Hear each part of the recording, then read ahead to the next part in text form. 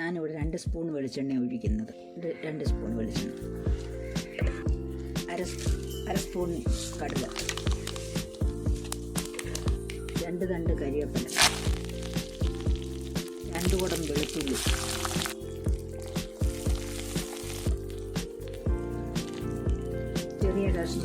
ചെറിയ കഷ്ണം ഇഞ്ചി, മുളകും ഇട്ട് അതിനകത്ത് ഇട്ടാൽ വേവിക്കുക.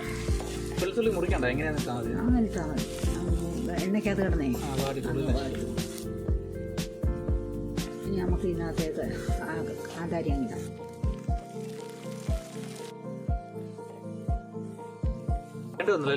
വേണ്ട ചേർക്കാൻ പോകും. മൂത്തത് ഉപ്പ്,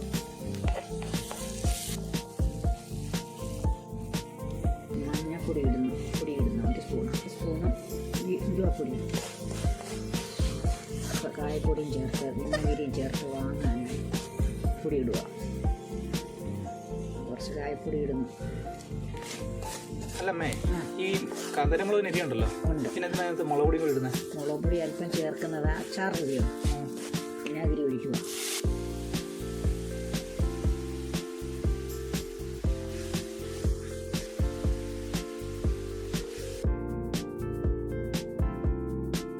കഴിഞ്ഞാലല്ലേ? കഴിഞ്ഞു. അങ്ങനെ നമ്മൾ അടിപൊളി കാന്താരി